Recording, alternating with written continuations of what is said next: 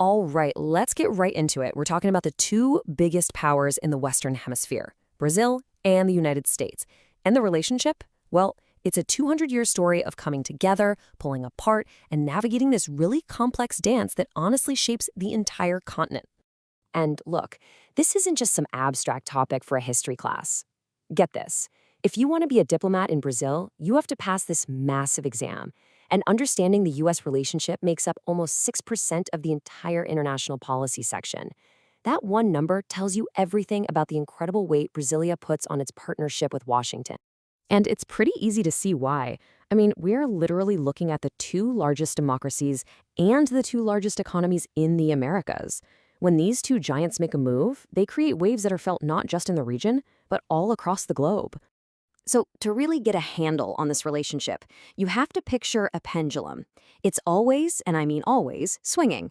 It swings between these moments of intense cooperation and then these periods of very deliberate, very calculated distance. That pendulum image, that's going to be our guide through their shared history. So let's go back to the beginning, to the very first swing of that pendulum. In the early days, it was this long, steady move towards each other, which created something that diplomats eventually started calling an unwritten alliance. If you look at the early days, you can see this clear pattern emerge. In 1824, the U.S. is one of the very first countries to say, "Yep, Brazil, you're independent." A few years later, they sign a big foundational treaty. But the real game changer comes in the early 1900s, thanks to a diplomat named the Baron of Rio Branco. He looked at the world and saw that Brazil's future wasn't tied to the old powers in Europe, but to the rising power to the north. And this all leads to 1905, when Brazil establishes its first ever embassy right in Washington, D.C. Now, this unwritten alliance, it wasn't a formal treaty like NATO or anything like that. No, it was a really pragmatic, strategic calculation. Brazil decided that having a close friendship with the United States was simply the smartest way to balance out European influence and also keep an eye on its rivals closer to home. Okay, let's jump forward to the 20th century. This is where global conflict is going to test this partnership like never before. But it's also where you start to see some deep cracks appear, some really different ideas about what was most important to each country. In the 1930s, Brazil's president, Getulio Vargas, played this absolutely fascinating balancing act. On one side, his number one trading partner was Nazi Germany. On the other side, number two was the United States. Vargas's whole policy was something called pragmatic equidistance. He was a master at playing both sides, trying to get economic and tech advantages from whoever was offering. But of course, when World War II kicks off, staying neutral just wasn't an option anymore. And Brazil didn't just join the Allies, it negotiated its way in. The strategy was called negotiated alignment.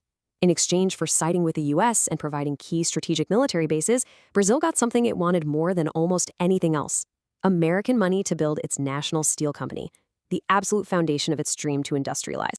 Now, after the war, this huge gap opens up, and it really defines the next 40 years.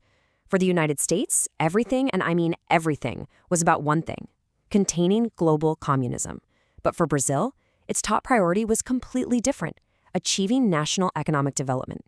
And this clash of priorities created this constant simmering tension just beneath the surface. And this wasn't just some vague feeling, it was official policy. As early as 1950, Brazil's foreign minister sent a diplomatic cable to Washington that's now famously known as the Frustration Memorandum. It laid it all out, basically saying Brazil was deeply disappointed that the U.S. was so obsessed with the Cold War that it wasn't providing the development support Brazil felt it had earned as a key partner. And all of that frustration, well, it brings us to a period where the pendulum doesn't just slow down, it starts a massive, powerful swing in the completely opposite direction. This was a search for autonomy that was going to lead to some serious friction. But first, right at the start of the Brazilian military regime in 1964, the pendulum swung hard towards Washington. The government back then literally operated under the motto, "What's good for the U.S. is good for Brazil." You can't get much closer than that. This was the absolute peak of automatic alignment. But yeah, that didn't last. The pendulum started swinging away, and fast. In 1975, Brazil openly defied the U.S. by signing a huge nuclear deal with West Germany. Then, the Carter administration in the U.S. started putting a lot of pressure on Brazil about its human rights record. The breaking point finally came in 1977. Brazil, basically fed up, just unilaterally canceled the military assistance pact it had with the US since 1952. The message couldn't have been clearer. Brazil was going to forge its own path. And that brings us to the modern era. And guess what? The pendulum hasn't stopped. In fact, you could argue it's moving faster and more unpredictably than ever, constantly swinging between deep cooperation and really sharp conflict. Honestly, the best way to think about the relationship today is as a non-stop dance. It's like 2 steps forward in cooperation and then 1 step back because of some new disagreement. It's dynamic, it's unpredictable, but it's strategically vital for both of them. Let's look at a major point of friction. Remember in 2013, when it came out that the U.S. National Security Agency, the NSA, was actually spying on the Brazilian president? The fallout was just immense. It led to a canceled state visit to Washington and put relations into a deep freeze for a while. And yet, just a few years later, in 2019, that pendulum swings completely the other way. The United States designates Brazil a major non-NATO ally, a huge move meant to seriously deepen defense and technology cooperation. See, that is the pendulum swing in real time. So, what does being a major non-NATO ally actually mean? Well, it's a special status the U.S. gives to close partners. It opens the door for a country to get preferential access to American military tech and training. It's a big deal for sure. But, and this is a key point, it is not a formal defense treaty like NATO. The U.S. is not obligated to come to Brazil's defense. Now let's talk economics for a second, because this is so important. You probably hear all the time that China is Brazil's biggest trade partner. And by pure volume, that's true. But the key thing to understand is the quality of that trade. Brazil mostly sells raw materials, like soybeans and iron ore, to China. But where does it sell its high-value stuff, its manufactured goods, like airplanes? To the United States. That makes the U.S. a much more strategic economic partner for Brazil's future. And this constant back and forth is happening as we speak. I mean, look at just 2023. The two presidents launched a major partnership to protect workers' rights. Awesome. But in that exact same year, the U.S. vetoed a UN resolution on the crisis in Gaza that was drafted by Brazil. Ouch. So you have joint defense exercises happening at the same time as you have deep disagreements. It's cooperation and friction living side by side all the time. So after this incredible 200-year journey, swinging back and forth between alignment and autonomy, where do the two giants of the hemisphere go from here?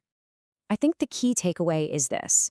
The partnership is, above all, resilient. It's just too strategically important for either country to ever let it completely fail. It's built on a foundation of shared democratic values, but it's constantly being tested by their different national interests. It's a relationship that has, over 2 centuries, learned how to manage its own complexity. And that leaves us with the big question. In a world where global power is shifting all around us, with new players and new challenges, will the pendulum for these two giants find a new rhythm? Will they dance closer together? Or will their diverging interests cause them to slowly drift apart? I guess we'll have to wait and see what the next swing of the pendulum brings.